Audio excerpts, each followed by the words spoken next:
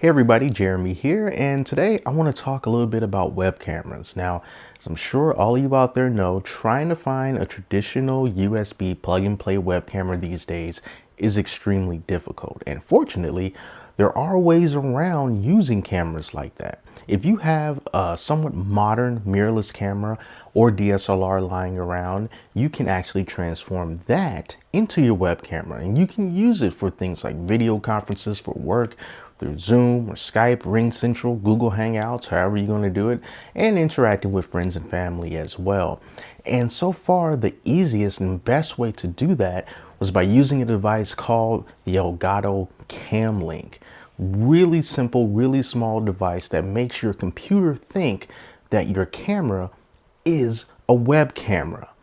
Problem with that is everyone found out about it, and those are sold out all over the place too. And really, the only way to get one of those is by going to eBay and paying twice as much as you would have if you had found it at retail.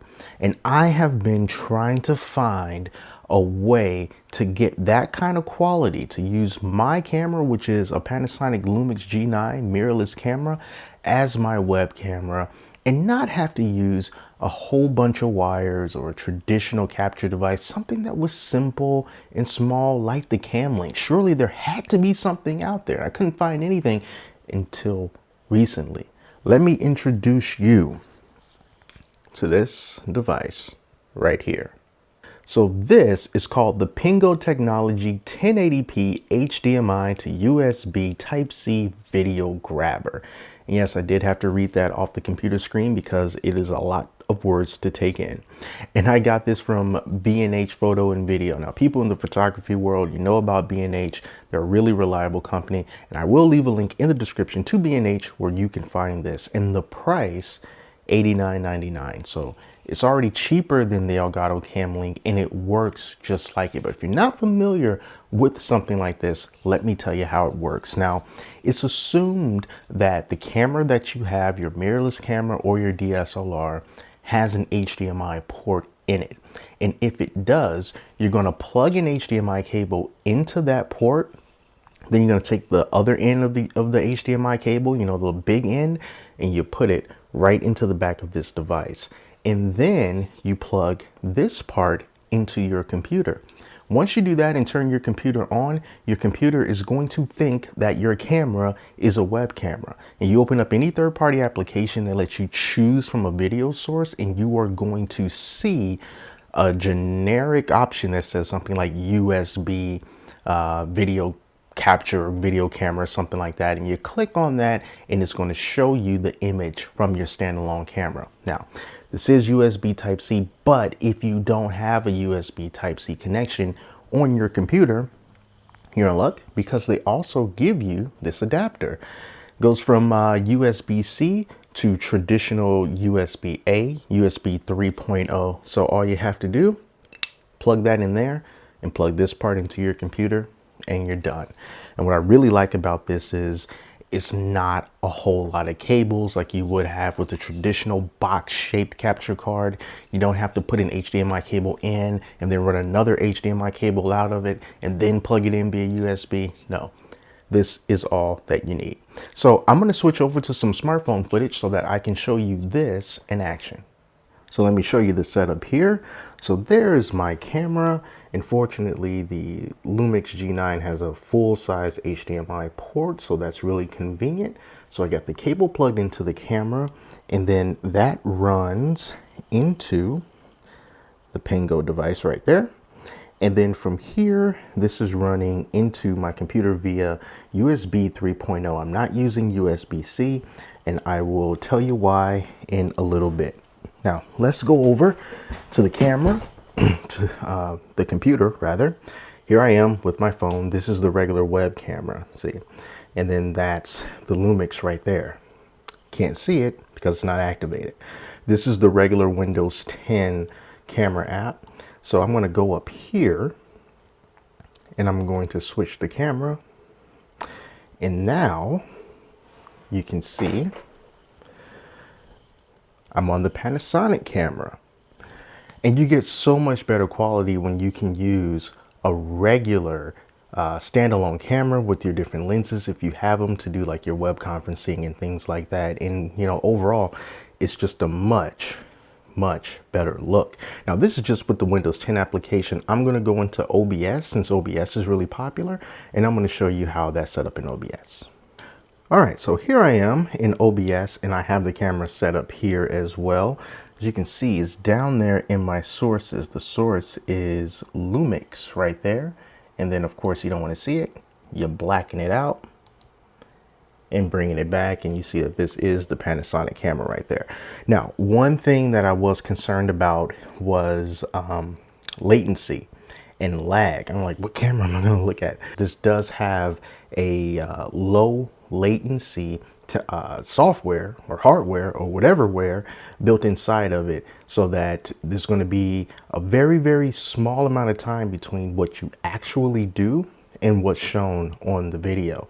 So I'm going to show you that right here. So if you want to get a sense of the amount of lag that you get from what you do in real life into what's translated on the screen, we're going to check that out now. So here's my real life hand.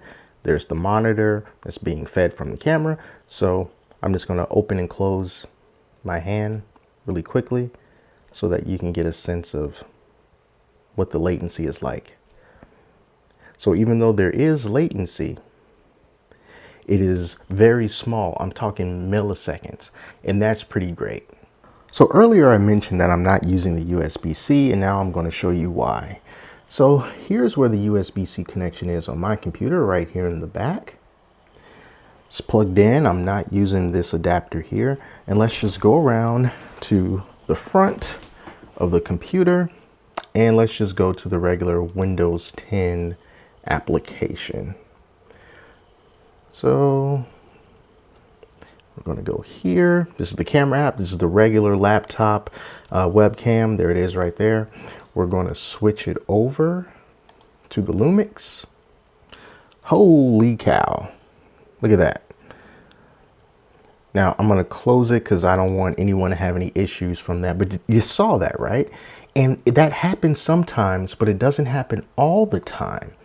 But when I go into OBS, as you can see, there's nothing here. And then the little eye, everything is activated. It's just not working properly. And I would have to sometimes unplug it and plug it back in, and then it would work. And then sometimes it gets lag in OBS as well. So to give you a sense of what I'm talking about, I'm going to go back into OBS. I just unplugged it and plugged it back in, and you see now it's working, but look at that lag. And eventually it just freezes like that. And then you try to go back into the webcam on Windows 10 and it starts acting like real funny.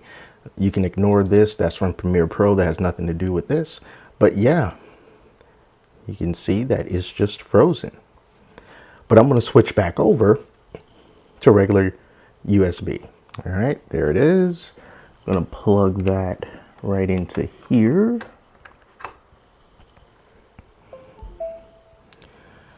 Let's go into OBS again. And everything's fine.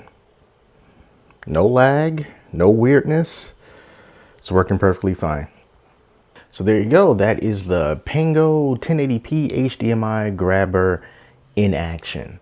The only issue that I've had with this is that weird USB-C connection, and I'm not sure why it does that. It could be a problem with the USB-C connection on my computer for all I know. I'm not too sure, but I'm glad that they do include that little adapter piece because it works perfectly through a USB 3 port. And I think that this thing here, this is perfect these days because it functions just like an Elgato Cam Link. You can use this if you want to use your traditional regular camera to live stream and to do your video conferencing, and you don't have to mess around with a bunch of software.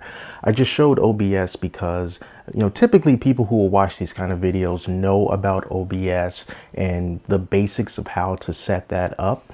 So I just wanted to show you that, yeah, it can work with that and the amount of latency that you would get when you do use something like OBS.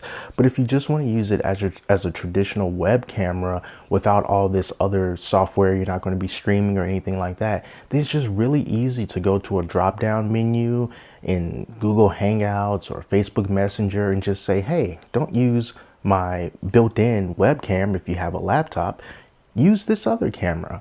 And it just opens up a huge amount of quality that you otherwise wouldn't have. And I really hope that this is still in stock by the time you guys see this, because I think that it works really well. I hope that the USB-C thing is just something on my end and it's not widespread, but this comes at a perfect time. And I think that once people find out that this thing exists and that it's cheaper than the Cam Link, even at regular price, who knows, maybe it won't last too long. So if you need something like this, I do advise, try to get it as soon as you can, just so that you can be ahead of the curve and you don't have to worry about, why didn't I do it when I had the chance? Because, that's how a lot of us felt about the Cam Link too.